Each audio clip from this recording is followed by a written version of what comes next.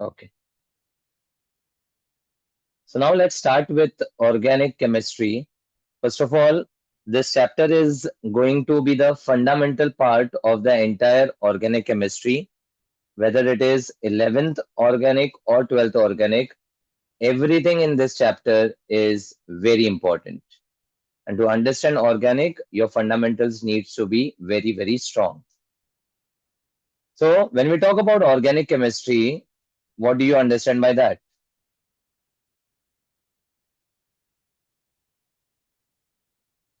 Study of carbon atoms and organic material, which is Yes. Organic chemistry is a study of carbon containing compounds.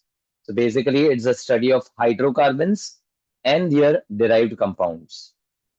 Now, when we talk about organic compounds which are carbon containing, there are about 20 million organic compounds which have been discovered till date. And of course, there are many other organic compounds which are in the process of discovery. So there are 20 million plus organic compounds which are known.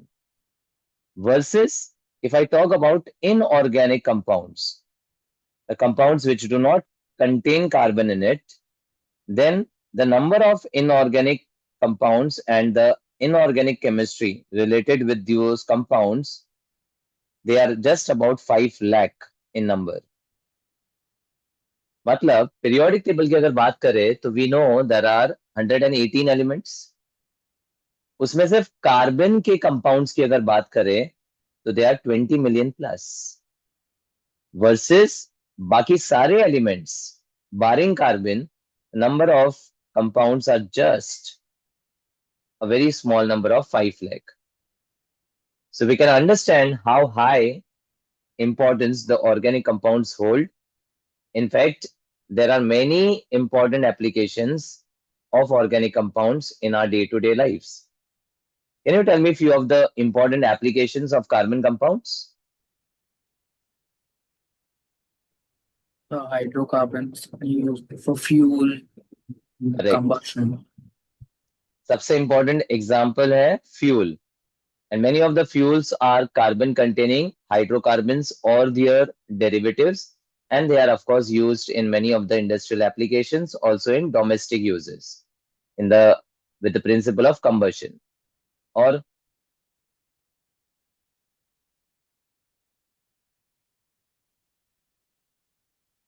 the food which we eat in terms of nutrition contains biomolecules, meaning the molecules which are responsible for biological reactions. And those cover carbohydrates, proteins, fats, lipids, vitamins, and the molecules which contain heredity information, that is DNA, are all organic compounds.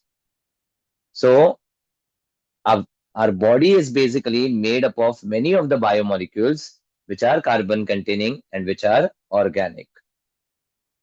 Thirdly, many of the materials which we use in our daily lives are carbon containing. Simplest example is polymers. Polymer में we have heard about polythene, which are used for plastics, polystyrene, terylene, which are used in the manufacture of cloth materials. They're also organic in nature. And of course, there are a lot of medicines, meaning the pharmacy industry also require the organic compounds and their knowledge for manufacturing many of the pharmaceutical medicines. So of course the list is endless. There are lot of uses which are related with the organic compounds. And of course that is related with the reason of the organic compounds which are in existence, and they are huge in number. So now the first question arises, why there are so many organic compounds in existence? What is some special property related with carbon? Catenation. Superb. So the most important property is catenation. And what do you understand by this?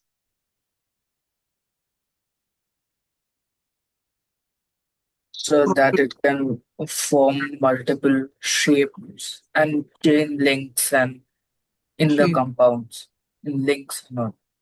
Correct. Catenation is simply defined as a property of self-linking, matlab carbon can bond with itself and also linking with other elements. And those other elements we call it as heteroatoms. जो carbon नहीं होते हैं but कोई और होते हैं, heteroatoms. And those heteroatoms generally include oxygen, nitrogen, sulfur, phosphorus, and the halogens, which can be fluorine, chlorine, bromine, or iodine. So carbon has this very exhaustive or extensive property, which is basically the property to bond with itself, and with itself it can form long chains, which can be straight chain or a branch chain or a cyclic chain. So there are so many variations of carbon chains which is possible because of the property of catenation. And of course, apart from carbon, it can also involve these elements in the chain, forming lot of organic compounds. Apart from catenation, there is one important reason of organic compounds ka existence, and that is tetravalency. Now, why the carbon is tetravalent? Reason is its electronic configuration. So carbon ka atomic number is 6. The configuration is 2, 4. Meaning carbon ke valence shell mein there are 4 electrons. So these 4 electrons can be shared with some other atoms and it can form 4 bonds. That's why we say carbon is tetravalent. अब this similar property is also possible with other elements. मतलब nitrogen भी खुद से link कर सकता है, oxygen भी खुद से लिंक कर सकता है, सल्फर भी खुद से लिंक कर सकता है, but the chain which it can form is very limited. Carbon के जैसा लॉन्ग चेन्स नहीं बना सकता है, इसलिए कैटेनेशन प्रॉपर्टी कार्बन का बहुत ही ज्यादा एक्सटेंसिव है, and that's a special reason that carbon can have so many organic compounds possible, which is 20 million plus. So now let's explore into the world of organic chemistry with the concept of the type of bonds. So carbon जो bonds बनाता है, that is basically a covalent bond. And we know that the covalent bond is formed by sharing of electrons. Now, based on the strength of the covalent bond, it can be classified into two types: strong covalent bond and weak covalent bond. The strong covalent bond is indicated by a sigma, and the symbol So is you're like not this. sharing your screen. Is it? No, I can see the screen. No size visible. Oh, oh wait, no, nothing left. Sorry. Okay. So covalent bond can be classified based on the strength into two types: strong bond and weak bond. The strong bond here, that is called sigma bond, indicated by this symbol, and the weak bond is called pi bond, indicated by a mathematical pi. Now, how do we identify the sigma and pi bonds? So a simple trick is the single bonds between any of the two atoms, the single bonds between any two atoms are single bonds. The single bonds are sigma bonds. Single bonds are sigma bonds. Whereas the pi bonds are present in multiple bonds, with a rule that a multiple bond will consist of one sigma and remaining pi. One sigma and remaining pi. मतलब double bond में एक sigma होता है, एक pi होता है, and triple bond में there is one sigma and two pi. I repeat, single bonds are always sigma bonds, double में one single one pi, one sigma one pi, and triple में 1 sigma and 2 pi. Understood? So let's understand this information in detail with respect to carbon atoms. So we know that carbons can be joined by single, double, or triple bonds. जिसमें as per the information, the single bond is always a sigma bond. The double is combination of Sigma and pi Sigma bond. and pi bond. sigma and pi. Triple is a combination of Sigma and 2 pi bond. एक sigma ऊपर नीचे pi. That is how we represent. Okay. So this sigma bond is present in an alkane. Double is present in an alkene, and triple is present in an alkyne.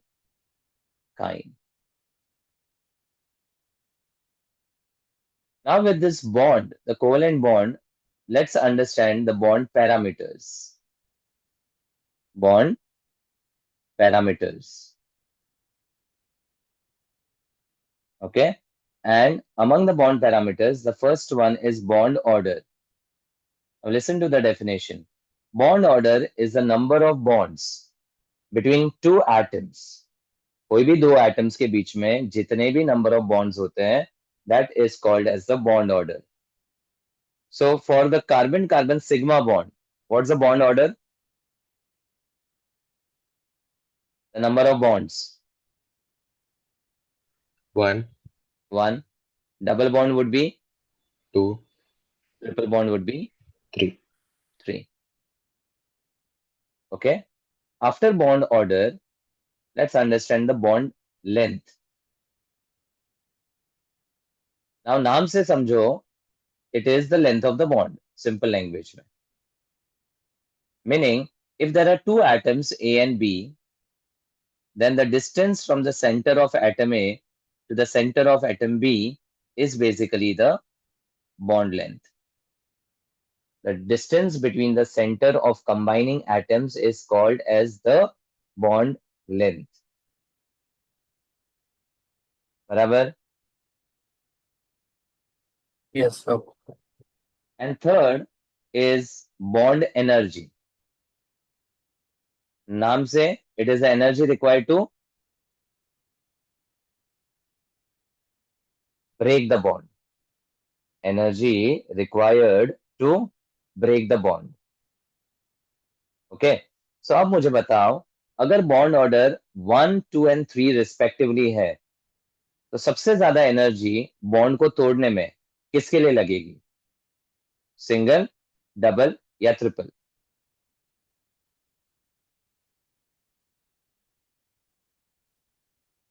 The amount of energy required to break the bond is called the bond energy. The single bond, double bond और triple bond किसको तोड़ने के लिए max Triple energy bond. लगेगी?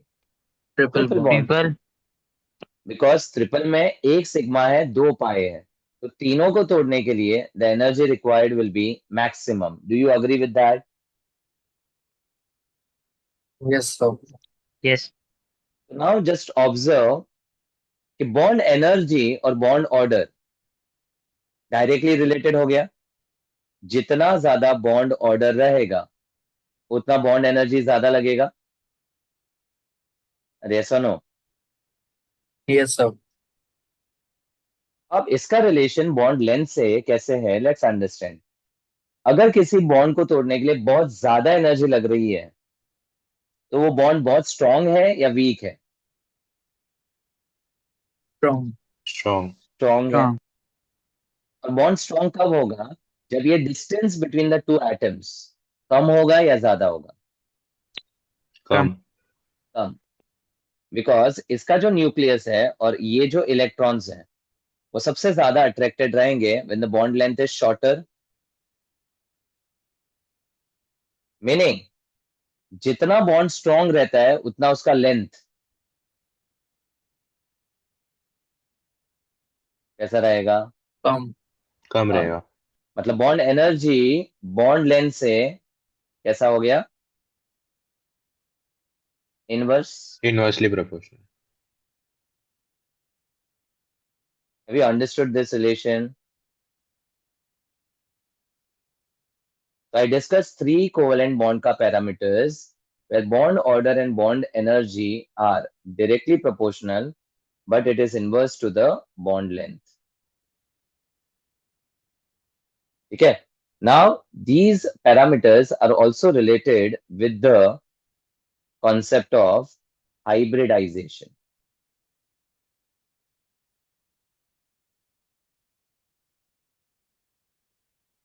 So, let's understand one important property जो आप और ज़्यादा डिटेल में बाद में पढ़ोगे.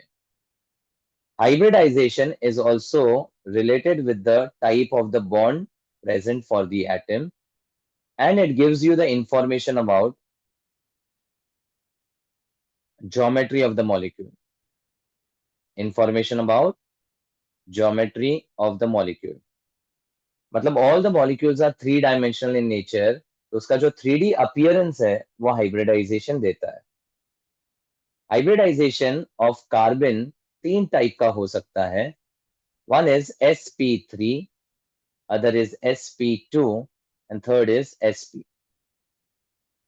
Where the S and P are related with the block elements of the periodic table. तो redox में मैंने बताया था कि periodic table जो है that's divided into 4 blocks, and what were they? सबसे लेफ्ट हैंड साइड पे कौन सा ब्लॉक है? S block. Right hand side में पी ब्लॉक, बीच में डी ब्लॉक, एंड बॉटम पे एफ ब्लॉक. इतना सिंपल इंफॉर्मेशन मैंने आपको बताया था रिडॉक्स में भी, S P D and F. अब उसी में एस और पी के कॉम्बिनेशन में we can have sp3, sp2 and sp. जहां पे जो sp3 है that has a geometry in the form of a tetrahedral. अब टेट्राहेड्रल का मतलब क्या? It is similar to the Egyptian pyramid. तो इजिप्ट का पिरामिड देखा है, उसमें एक एपेक्स होता है और बेस पे we can have the 4 corners like this, and each of this corner is connected to this common point which is the apex point. This is how a tetrahedral look like. तो अगर मैं यहाँ पर alkane के representation में methane को identify करूं, मैंने जो बनाया वो मीथेन का मॉलिक्यूल है, जहां पर ये जो एपेक्स पॉइंट है that is your carbon.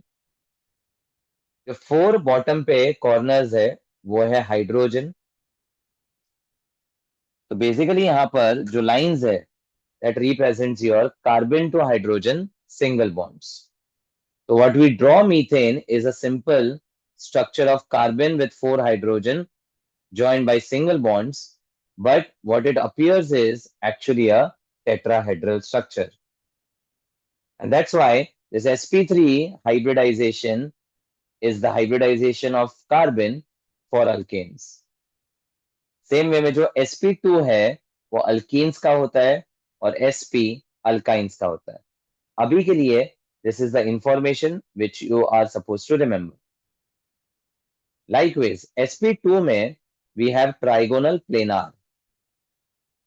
Try का मतलब क्या? P.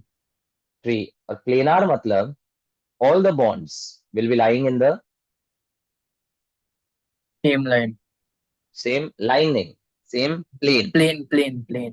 प्लेन 2 डायमेंशनल होगा. तो ट्राइगोनल प्लेनार को मैं बोलता हूं पंखे के जैसा विजुअलाइज करो. तो पंखे में ये बीच में जो मोटर है that is surrounded with the 3 blades, right? तो विजुअलाइज करो कि ये जो मोटर है वो कार्बन है और ये जो ब्लेड्स है पंखे का they are the bonds. They are the bonds. तो ये जो सिंगल बॉन्ड्स है that is the representation for sp2 carbon. और तीसरा जो sp है दैट इज लीनियर. अब लीनियर मतलब in the same Straight line. Line. Planar मतलब प्लेन, लीनियर मतलब लाइन, और टेट्राहेड्रल एक 3 डायमेंशनल स्ट्रक्चर है जो पिरामिड के जैसा दिखता है। टेट्रा मतलब 4 कॉर्नर्स होने चाहिए। तो अब यहां पर all the geometrical shapes also have some bond angle, मतलब यहां पर ये दो बॉन्ड्स के बीच में एक एंगल बन रहा होगा, और ये जो एंगल है in the geometrical shape it is 109 degree 28 minutes. You might be knowing that 1 degree 60 minutes के बराबर होता है। ये नहीं पता है तो इंपॉर्टेंट है। तो ये 28 minutes almost half a degree हो गया, तो इसको हम अप्रोक्सीमेटली 109.5 डिग्री बोलते हैं। तो अब दूसरा जो ट्राइगोनल प्लेनार है पंखे जैसा, टेल मी ब्लेड्स के बीच में ये एंगल कितना होगा?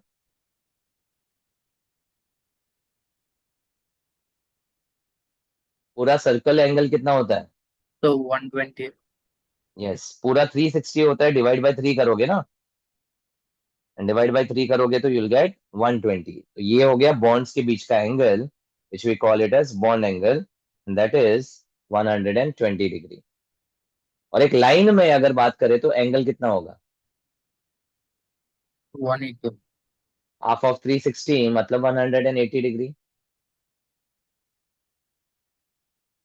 So these are all the geometrical shapes which we are going to discuss later, but as of now, you remember the information about the hybridization.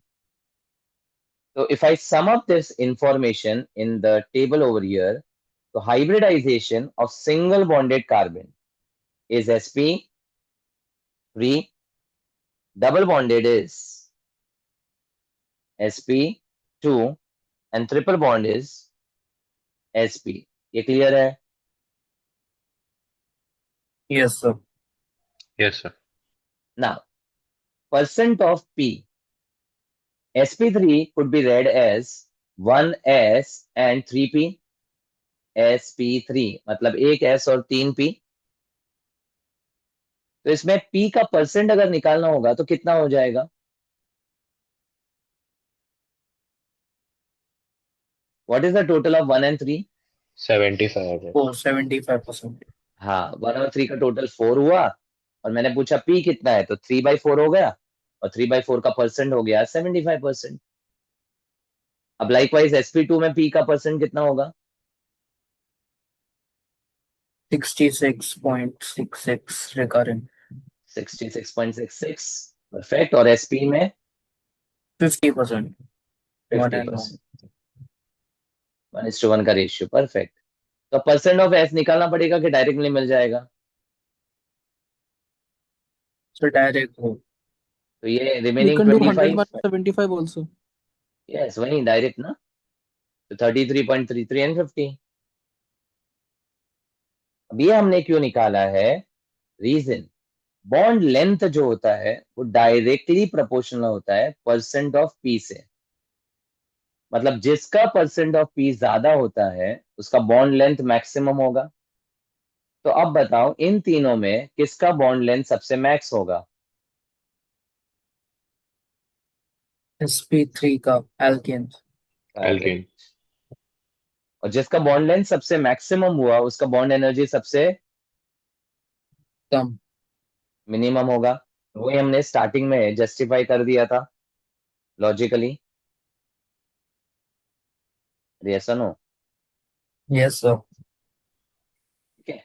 अब इन चार के अलावा फोर्थ प्रॉपर्टी है इलेक्ट्रोनेगेटिविटी, विच इज इलेक्ट्रॉन खींचने का power. Now electronegativity is found to be directly dependent on percent of S. Why अभी नहीं पूछना, this we will discuss later. वापस बोल रहा हूं, this is all the information which you are supposed to remember as of now. As we proceed with the other chapters, everything is going to get justified. ये information याद रखोगे तो आगे बहुत काम का है। So when I say electronegativity is directly proportional to percent of S, इन तीनों में किसका मैक्सिमम हुआ?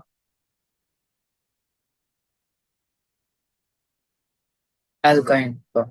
अल्काइन का।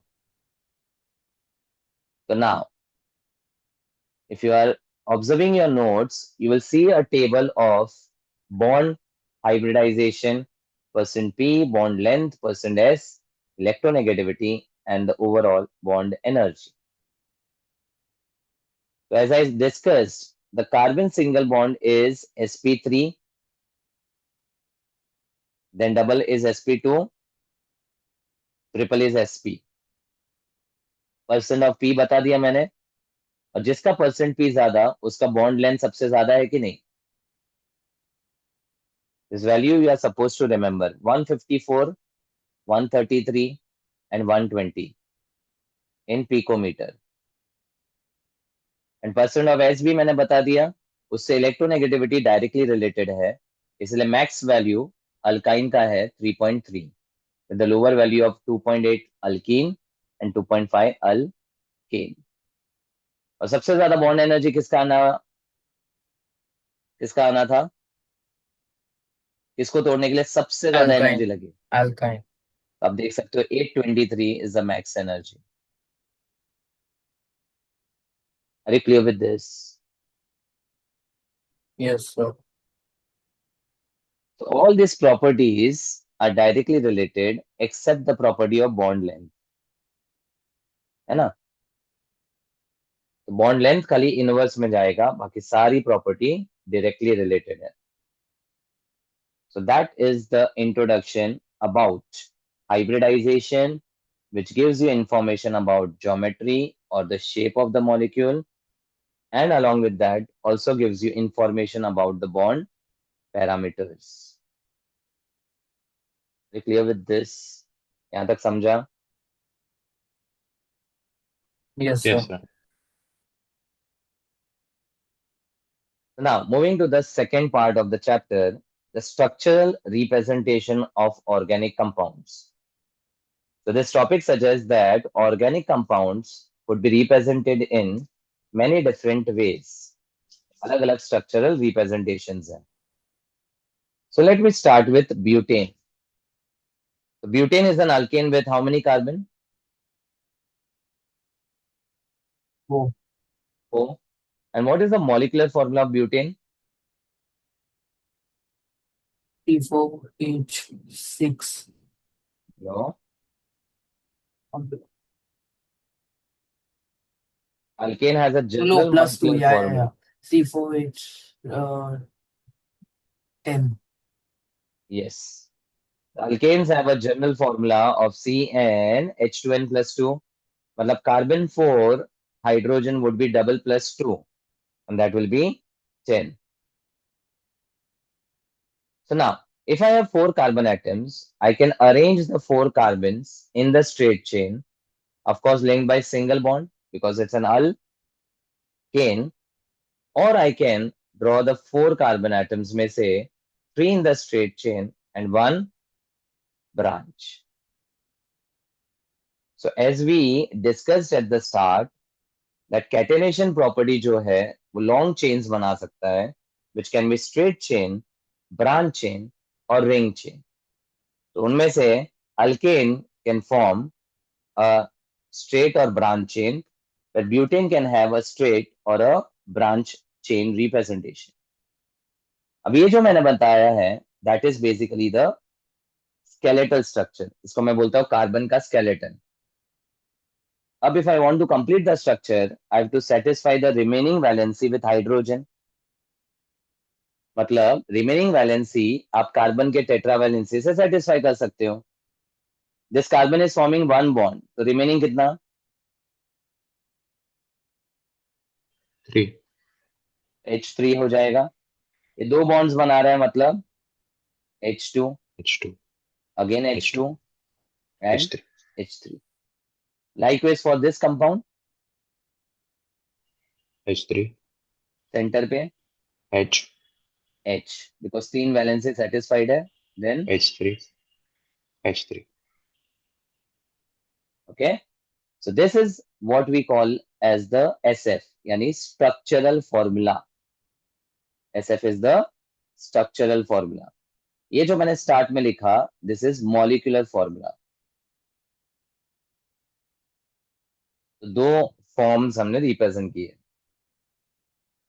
Now both are basically the isomers of butane, but they are differently represented.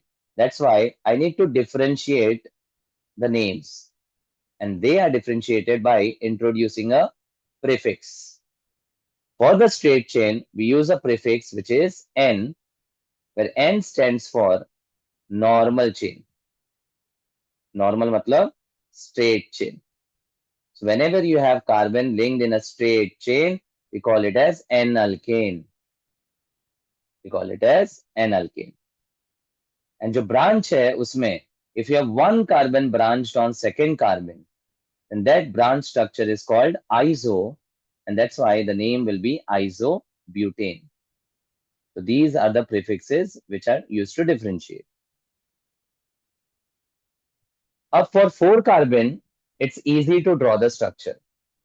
But as I increase the number of carbon atoms, let's say मुझे 100 carbon का अगर long chain लिखना है, it will be very cumbersome to write all carbons in that format. तो उसके लिए we have the introduction of CSF called condensed structural formula. क्या बोलते हैं? Condensed structural formula. यहाँ पर एक simple trick है. You have to condense similar groups bonded to the same carbon. ऐसे similar groups जो same carbon को bonded है, उनको आप साथ में लिख सकते हो. And also, you don't have to show the carbon to carbon sigma bonds. Scrap carbon to carbon sigma bonds. ये दो rules को अगर मैं यहाँ apply करूं, if I don't write the sigma bonds, can I just condense as CH3, CH2, CH2 and CH3? थोड़ा छोटा हो गया formula. And ये जो दो CH2s है, ये दोनों साथ में connected है. So instead of writing 2 times, I can just write this CH2 in the bracket, repeat it 2 times and CH3. Am I clear with that? Hello? Yes, sir. Sir, I have a doubt. CH3 दो बार क्यों नहीं लिख सकते like CH2? Because you can condense the similar groups bonded to the same carbon. Tell me, is this CH3 and CH3 both connected to the same carbon? No. No. इसलिए मैंने ये rule पहले लिखा है. Okay, I get it. अब अगर आपके पास मान लो प्रोपेन है, can you condense the CH3s here? Yes. Yes. क्योंकि यहाँ पे CH3s are connected to the same carbon. You can write CH3 twice CH2. ये condense form चलेगा. Okay. Thank you, sir. So now tell me, isobutane को condense कैसे करोगे?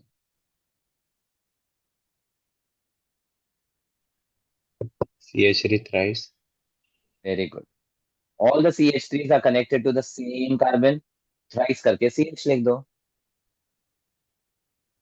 So it appears to be a very simple and short structure. That's why this is very effective in writing the organic compounds. अब इनके अलावा we have another form of writing the compound which is called BLF, which stands for bond line formula. Bond line formula. जहां पर the bonds are shown in the form of lines. Bonds are shown in the form of lines, and those lines are generally written in zigzag form. Mountain type का एक diagram है. अब ये जो मैंने mountain बनाया है, एक्चुअली मेरा एन अल्केन का माउंटेन है, मतलब एन ब्यूटेन का. Where all these dots, connecting dots, are representing your carbon atoms. And the lines are representing the carbon atoms joined by Single bond. single bonds. Basically यहाँ पर बहुत easy हो जाता है, क्योंकि अगर मैं जस्ट ये माउंटेन को आगे ऐसे बढ़ाते जाऊं, you can just count the dots. 1 2 3 4 5 6 7 and 8। तो ये किसका स्ट्रक्चर हो गया? octane. octane. Super, N octane, क्योंकि स्ट्रेट चेन में है। समझ में आता है? Yes, sir. Now, instead of drawing this in the form of mountain, I can also draw in the form of a staircase. अगर आप इसको थोड़ा सा टिल्ट कर दोगे on the anti-clockwise side, actually this is the same thing what I've drawn. 1, 2, 3, 4, 5, 6, 7, 8. That's also an octane. Are you understood? In fact कोई भी random structure अगर मैं दिखाऊं, कुछ ऐसा, ये उल्टा स्वस्तिक बनाया मैंने, बट ये भी एक अल्केन को रिप्रेजेंट करता है, जहां पर this intersection represents your carbon and this is connected to two carbon here, two carbon here, and two carbon here.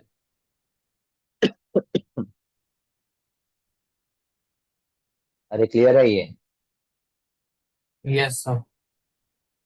So BLF is another very effective and convenient way of writing the organic compound because इसमें we don't write the carbon and hydrogen. What we can directly understand through the dots is the carbon atom. ठीक है, तो ये अपना N हो गया।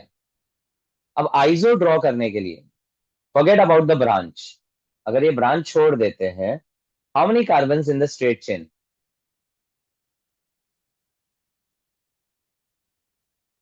Branch को छोड़ दो, कितना कार्बन स्ट्रेट चेन में है आइसोब्यूटेन का? 4. No, हाँ, 3. 3। 3. तो अब 3 का माउंटेन बना और उस सेकेंड कार्बन पे इंट्रोड्यूस अ ब्रांच, मतलब एक और line. Are you getting the appearance? Yes, sir. Yes, sir. Instead of this I can also draw a T shape. It actually refers the same thing, right? है ना? Yes. 1 2 3 carbon and 1 carbon branch, 1 2 3 carbon 1 carbon branch, both are your iso alkanes का BLF। समझा? Yes, sir. Yes, sir. Okay, अभी ये समझा तो let's take one more example of pentane. पहला question, molecular formula C5H12. C5H12 and pentane में 5 carbon. I can arrange either in the straight chain or it can be, Branched. तो अगर single carbon branch करूं तो straight में कितने बचेंगे? 4. 4, और सेकेंड पे ब्रांच। या फिर 3 कार्बन स्ट्रेट में रख के रिमेनिंग 2 कार्बन को भी ब्रांच कर सकता हूं, Yes, sir. बराबर? तो तीनों का स्केलेटन बन गया। अब पहले बॉडी बनाते हैं, चलो फटाक से बोलो, हाइड्रोजन कितना? 3. 3, 2. 2. 2, 2. 1. ना 2 2. ना, 2. Sorry. 2. हाँ 2. 2 2. एंड 3. 3। अब आइसो में 3. 3. 3 1. 1. 1 bottom, 3. 3. 3 right 2. 2. And 3. Last 3. 3. Centre पे Nothing. No. नथिंग, सेटिस्फाइड है। ऊपर H. 3. राइट में 3. 3. And 3. Bottom, 3. Correct. So these are my structural formulas SF, जिसमें the first one would be named N-pentane. N-pentane. N pentane, second Isopentane. Isopentane. isopentane, and third Neopentane. Neopentane. iso और neo में difference is one carbon branched on second carbon is iso, whereas two carbons branched on the second carbon is neo, and this will be called neopentane। ठीक है? तो So, फटाक से so if there is one branch, then it is iso. If there are two branches, then it is neo. Yes, but they have to be on second carbon only, Okay. तो ही iso neo होता है. अब tell me the CSF for N pentane. CH2 thrice. करेक्ट, CH3, बीच में CH2 repeated thrice and CH3. CH3. Iso. CH3 twice. Yes, why not thrice? So not the same carbon. Correct. So that was a very important role. And those groups which are bonded to the same carbon can be condensed. And then we are left with CH2 and CH3. Neo. CH3 four times Yes. and C. And C. C. Okay. So now let's revise the BLF. So for the first one, mountain of 5. 1, 2, 3, 4, and 5. Isomer. First you will draw a mountain of. Mountain मतलब straight chain. Straight में कितना है? 4. तो mountain of 4. समझ रहा है question? Yeah. And फिर एक now branch. introduce a branch on second. Then neo में mountain of 3. 3 and 2 branches. 1 ऊपर 1 नीचे. Now I can show it like a plus also ना, because plus b तो x का ही फॉर्म है ना. x लिखो तो भी चलता है. देखो, एक कार्बन पे 4 कार्बन बॉन्डेड है, मतलब यही हुआ तीनों में, राइट? एक Yes. कार्बन पे 4 डॉट्स बॉन्ड है, एक कार्बन पे 4 डॉट्स बॉन्डेड है, एक कार्बन पे 4 डॉट्स बॉन्ड है. तो तीनों का representation is one and the same. That all represents neopentane. Correct? समझा? Yes, sir. Yes, sir. अब इसी को थोड़ा जनरलाइज कर लेते हैं. Now you know N butane और एन पेंटेन का CSF कैसे लिखना है. तो एन अल्केन का जनरल CSF कैसे लिखेंगे? कोई भी एन अल्केन हो, what is common in the CSF of N-butane and N-pentane?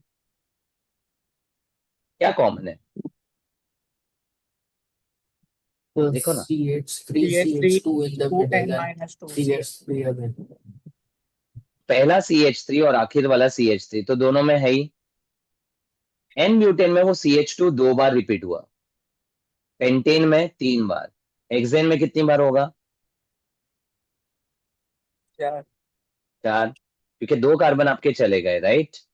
Heptane में कितनी बार होगा? 5. मतलब जितने भी कार्बन है, the CH2 is going to repeat number of carbon minus 2 ना. Yes, sir. 5 है तो 3 बार हुआ, 6 है तो 4 बार, 7 है तो 5 बार, 100 होगा 98. 98 times. तो जितने भी कार्बन है n-2, मतलब जो भी कॉमन कार्बन है उसको सबट्रैक्ट कर लो. दैट इज योर CH2 का वैल्यू. अब आइसो में बात करते हैं. तो आइसो अल्केन में there should be a branch on second carbon, मतलब कोई भी आइसो में इतना पार्ट तो आपका हमेशा होगा. होगा ही. Same रहेगा. जो मैं कंडेंस करके लिख सकता हूँ CH3 twice CH, Twice. Yes. और लास्ट में CH3 भी होगा ही. Yes. Yes. अब बचा आपका CH2. वो पेंटेन के लिए कितनी बार आया? एक बार. मतलब 5 में से 4 कम. एक. 4. चार. हेक्सेन में कितनी बार आएगा? दो. 2. तो 100 के लिए कितनी बार आएगा? -4. 96. तो n-4 हो गया. ये समझा? Yes, sir. This CH2 the appearances will be 5 minus 1. Correct. Butane में मेरा CH2 था क्या? देखो, did I had CH2 here? No, sir. तो 4 minus 4 0 हो गया ना. हाँ लाइकवाइज मुझे बताओ, नियो का कोई भी नियो स्ट्रक्चर में क्या कॉमन होगा?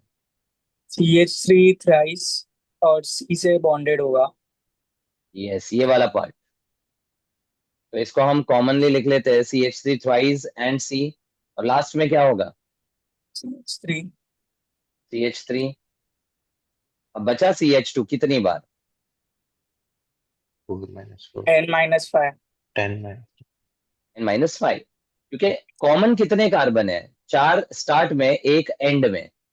तो N कार्बन में से बचे कितने होंगे? N-5. अरे क्लियर. Yes, sir. तो लेट्स से आपको पूछा क्वेश्चन C25H52 का N आइसो और नियो बनाओ. तो नाउ जनरल फॉर्म्स मैंने दे दिए. खाली यहाँ पे N की वैल्यू कितनी होगी आपका? Diff 23. फर्स्ट में 25 माइनस 2 23 हो जाएगा. सेकेंड में, 21. नेक्स्ट में. 20. मतलब you have solve the question for any alkane molecular formula जिसका N iso and neo draw कर सकते हैं. सर हैव ये नॉट डिस्कस. n माइनस वाला पार्ट एक बार फिर से समझा दोगे प्लीज. देखो सिंपल है. जितने कार्बन कॉमन में गए, बचे हुए को हम N माइनस लिख रहे हैं. N में कितना कार्बन गया फर्स्ट और लास्ट में? 2. बचा कितना?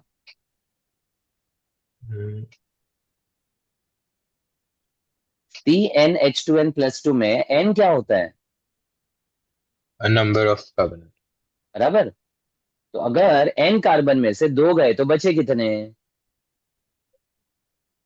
कुछ नहीं. अरे, N एक carbon. Second wait. N is a simple number of हाँ कार्बन तीन एटम. तीन तीन तीन तीन अरे N में से 2 तीन गया तो 3 बचे ना. कैसे? अनटेंडेड केस.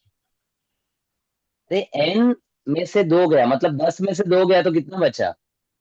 8 10 माइनस 2 कर रहा है कि 10 माइनस 3 कर रहा है?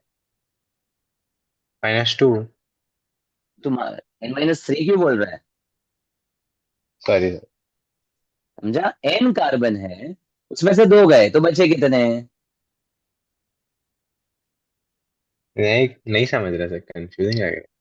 अरे, देख, ये मेरा एक कार्बन है, ये दूसरा, तीसरा और चौथा. बराबर.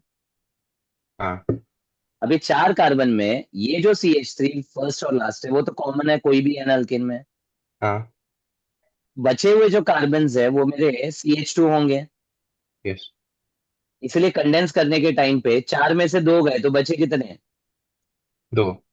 2. अब N पेंटेन में 5 में से 2 गए तो बचे कितने? 3. अब जनरलाइज कर. N कार्बन है, N. N can be hmm. Any number, 100, 200, 500. या तो उसमें से 2 गए तो बचे कितने? -2. n-2. अब समझा? हाँ समझा. अब आइसो में मेरे पास 4 कॉमन कार्बन है, CH3 ट्वाइस CH और लास्ट में CH3. हम्म. तो N में से 4 गए तो बचे कितने? 21. n-. N-4 मतलब CH2 के होंगे. हम्म. अब नियो में थ्राइस C और लास्ट वाला CH3, कल 5 गए. हाँ. मतलब बचे कितने? n-5. समझा ये? हाँ समझा. अब मैंने बोला कि C25 का N अल्केन लिख. तो क्या लिखेगा? CH3 CH2, N की वैल्यू 25 सब्स्टिट्यूट कर. यहाँ कितना आएगा? 23. बस वही N का वैल्यू यहाँ पे डालना है. तो आइसो भी लिख सकते हैं, नियो भी लिख सकते हैं अभी. बराबर. Yes.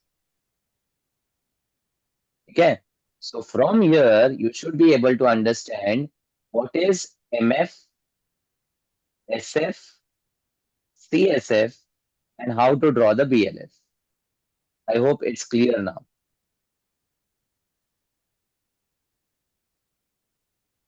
Yes or no? Yes, sir.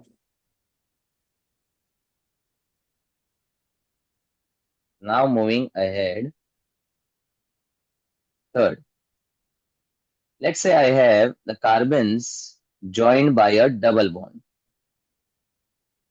So now it represents an Keen. alkene. Keen. मैंने जो दिया है वो है स्ट्रक्चरल फॉर्मूला, है ना? पहला क्वेश्चन है मॉलिक्यूलर फॉर्मूला क्या होगा?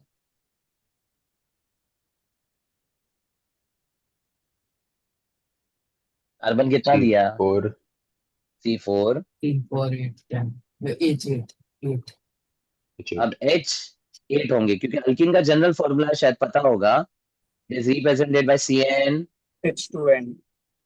हाइड्रोजन काउंट करने की जरूरत नहीं है, हाइड्रोजन सीधा डबल कर, ठीक है? अब CSF लिखने के लिए मैंने बोला था कार्बन टू कार्बन सिग्मा को स्क्रैप करना है, बट डबल या ट्रिपल बॉन्ड जो है वो आप शो करोगे। You Yes, sir. Can't scrap, you can't ignore the double और ट्रिपल बॉन्ड्स, मीनिंग इसका CSF left to right will be CH3 CH double bond CH and sigma, sigma को scrap करके CH3। समझा कंडेंस? Yes, sir. इसका BLF mountain कितने का होगा? 4. 4. 4। लेकिन उसमें 2 और 3 के बीच में एक डबल बॉन्ड है which we show by a parallel line. तो अगर एक लाइन है तो सिंगल बॉन्ड, 2 लाइन होगा तो Double bond. Double bond, 3 line होगा तो Triple bond. There you are to the fourth example. Let's say मैंने बोला ब्यूट 2 मतलब मेरे पास 4 कार्बन है, second carbon is joined by a 12 bond. Double bond. No. I9 Triple bond. Triple bond, skeleton तैयार। अब बॉडी बना, सेटिस्फाई द वैलेंसीज। तो हाइड्रोजन कितना इधर? H3. H3. फिर Satisfied. Next Satisfied. Last, H3. H3. ये जो बनाया है that is SF। Yes, sir. अब MF क्या है? C4, H6. C4. H. है ना? और इसमें भी हाइड्रोजन के लिए जरूरत नहीं है, CN के लिए हाइड्रोजन होता है 2N-, 2. अल्काइन का जनरल फॉर्मूला है, right? Yes, sir. Yes, sir. अब इसका CSF बता। CH3. C. Triple bond. C. CH3. खत्म। और इसका BLF? 4 का माउंटेन हम्म। And एंड बीच में 3 2 bond, parallel lines. 2 parallel lines. अब पैरेलल लाइन अंदर बना तीनों या एक अंदर एक बाहर कोई फर्क नहीं पड़ता है, 3 लाइन होना चाहिए, दैट इज द कॉन्सेप्ट। समझाइए?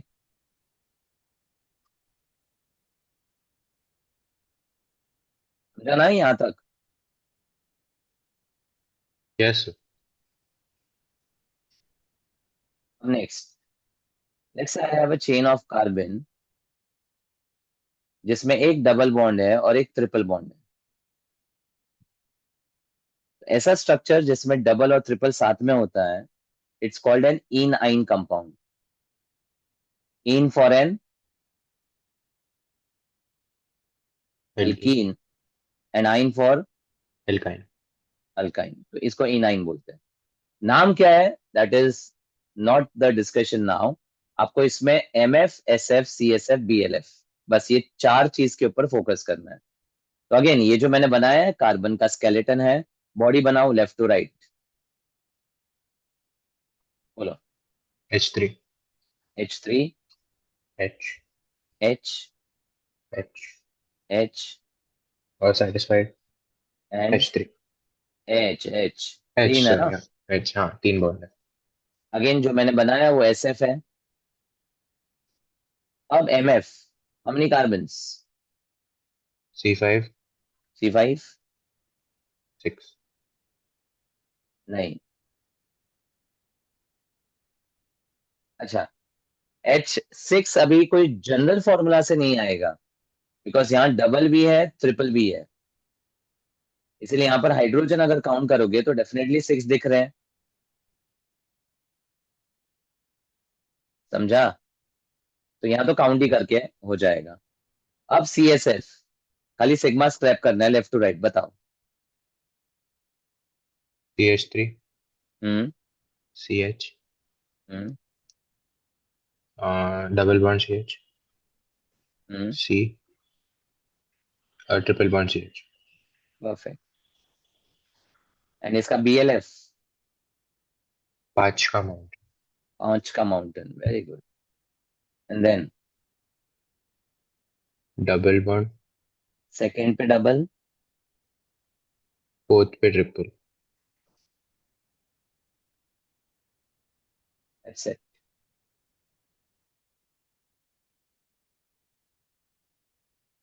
ठीक है। Now next is cyclohexanol। सबसे पहले इस नाम को अगर 3 पार्ट्स में आप तोड़ो तो you get lot of information from the name. Cyclo means,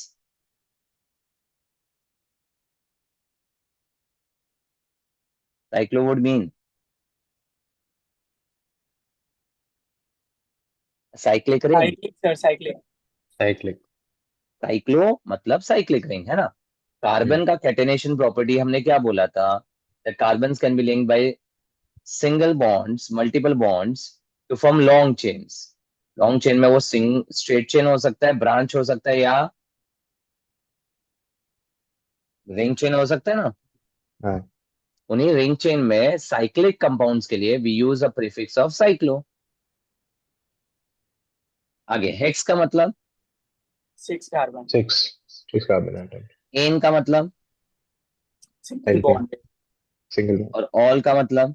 alcohol OH। OH OH group. मतलब जस्ट रीड द नेम, सब कुछ इसमें है। It's a cyclic ring of 6 carbon, 6 carbon all with joined by single carbon to bond, carbon single bond and has a 1 OH. Cyclic structure OH group. OH group.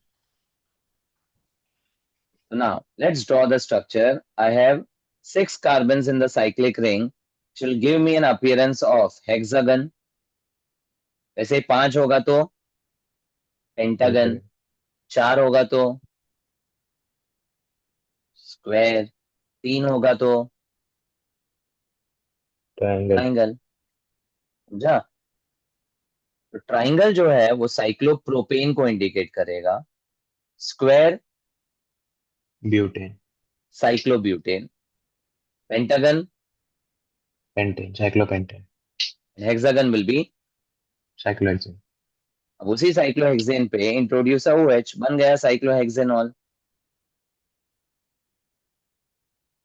Again ये जो मैंने बनाया वो skeletal structure है। अब body बनाओ। What is number of hydrogen here? H1 H, फिर H2 then H2 then H2 H2 H2। so from the name what we have drawn is the SF. What would be the MF? कितने C6 carbon? C6,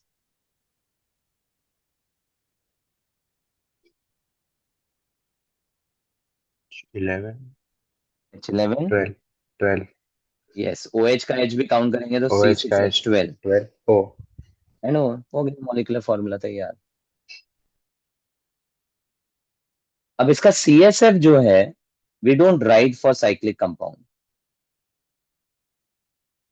because since the carbons are linked in the cyclic chain, condensing would not make sense for any cyclo compound. तो जो ring compounds हैं उनमें हम CSF नहीं लिखते हैं, but BLF लिख सकते हैं। अब instead of drawing the carbon hydrogen I can just draw hexagon, and this would mean that there are 6 carbons joined by single bonds. बता रहा है कि नहीं इंफॉर्मेशन? और उस पे लगा हुआ है OH, हो गया BLF। Yes, sir. समझा? Yes, sir. Yes, sir. Apart from this type of cyclic ring, we have the aromatic wala cyclic compounds. Yes, sir. Benzene.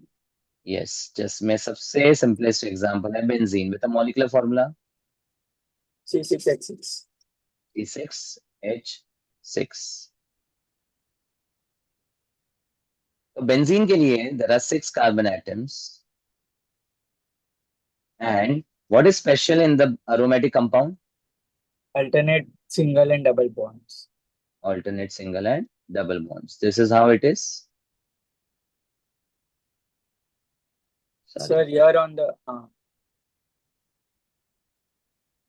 Okay, and now each carbon is bonded with one hydrogen. hydrogen. So I got my SF. MF is there. CSF we don't write for a cyclic structure.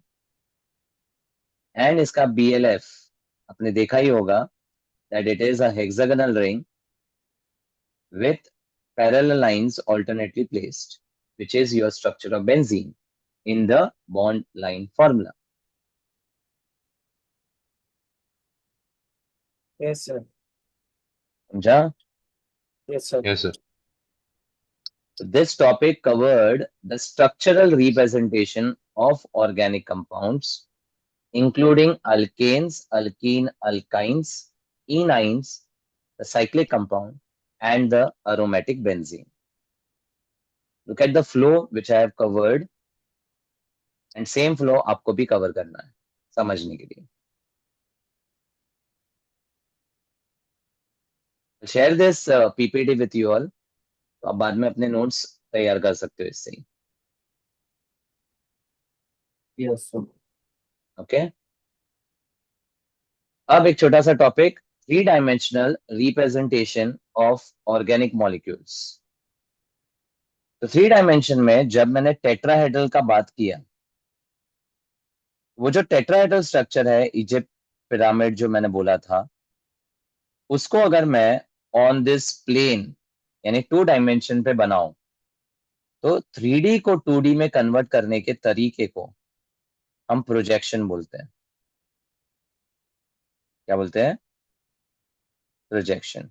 जैसे theatres जब जाते हो आप, तो movies project होती है from the projector where the real video is 3D, but screen पे जो आप देख रहे हो वो 2D है.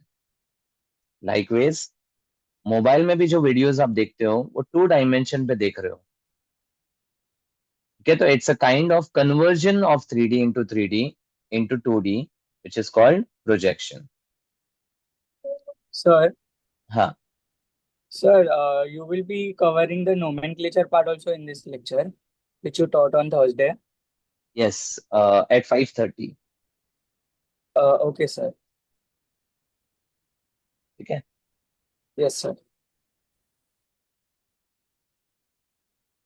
सो 3D स्ट्रक्चर में जब टेट्राहेड्रल की बात करते हैं, so the two bonds, when you flatten those tetrahedral bonds, lie in the same plane at an angle of, tetrahedral angle कितना था? 10 9.5 degree. 9.5. के 109.5 डिग्री. फिर जो बॉन्ड प्लेन से बाहर आ रहा है, मतलब ये स्क्रीन से बाहर की तरफ आ रहा है, उसको हम एक डार्क ट्राइंगल से रिप्रेजेंट करते हैं, which we call it as dark wedge. और एक बॉन्ड पीछे की तरफ जो जा रहा है उसको हम इंडिकेट करते हैं बाय डैश वेज. मतलब इसमें 3 टेकअवेज फ्रॉम दिस प्रोजेक्शन. जो लाइंस है वो in the same plane indicate करता है. जो डार्क या सॉलिड वेज है वो बता रहा है कि बॉन्ड बाहर की तरफ आ रहा है. और जो डैश वाला वेज है वो इंडिकेट करता है कि बॉन्ड बिहाइंड द प्लेन जा रहा है, अवे फ्रॉम द ऑब्जर्वर. मतलब स्क्रीन से पीछे की तरफ जाने वाला बॉन्ड डैश होता है, स्क्रीन से बाहर निकलने वाला बॉन्ड डार्क वेज होता है, और स्क्रीन पे दिखने वाले 2 bonds is indicated by normal lines. तो इसी को we can have different molecular models. पहला, फ्रेमवर्क। फ्रेमवर्क में स्टिक्स होते हैं जिसके दो एंड्स कलर कोडेड होते हैं। तो आप यहां पर देख सकते हो कि बीच में जो स्टिक है उसमें ब्लैक कलर ज्वाइन हो रहा है, वो रिप्रेजेंट करता है आपका कार्बन। एंड जो व्हाइट कलर है that indicates the hydrogen atoms. और यही टेट्राहेड्रल स्ट्रक्चर मैंने मीथेन के लिए बताया था। तो आप देख सकते हो ये दो बॉन्ड्स एक ही प्लेन में है एट एन एंगल ऑफ 109.5। ये वाला बॉन्ड बाहर की तरफ आ रहा है और ये वाला बॉन्ड पीछे की तरफ जा रहा है। ये समझा? हेलो। Yes. अब इसी में दूसरा तरीका है बॉल एंड स्टिक मॉडल नाम से। The atoms are represented by different colour coded balls and the bonds between them are represented by stick. यानी जो ब्लैक कलर्ड बॉल है वो कार्बन होता है और व्हाइट कलर के बॉल्स हाइड्रोजन होते हैं। तो ये हो गया CH4। और ये जो स्टिक दिख रहा है वो सिंगल बॉन्ड को रिप्रेजेंट करता है। और थर्ड मॉडल है स्पेस फिलिंग मॉडल नाम से। It represents the amount of the space occupied by different atoms. तो ये जो बड़ा सा स्पेस है वो कार्बन ऑक्यूपाई कर रहा होगा because it is the sixth element. Versus ये छोटे छोटे बॉल्स जो है वो हाइड्रोजन के है, indicating the smaller space comparatively occupied by hydrogen. समझा ये रिप्रेजेंटेशन? Yes, sir.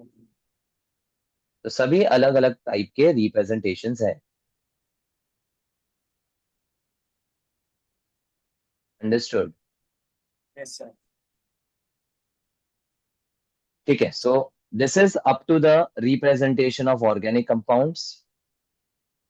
उसके बाद I had covered the classification of organic compounds, जिसमें ओपन चेन तो हमने पहले ही कवर कर लिया था एन आइसोन्यू से। और साइक्लिक के अंदर we had two parts, alicyclic and aromatic. Yes, sir. अच्छा, वो वाला पार्ट किसी का मिस हुआ है क्या? नहीं सर। No, sir. ओके। तो वो वाला रिप्रेजेंटेशन सिंपल था। जो नॉमेनक्लेचर वाला पार्ट है वो मैं जस्ट 15 मिनट्स के बाद स्टार्ट करता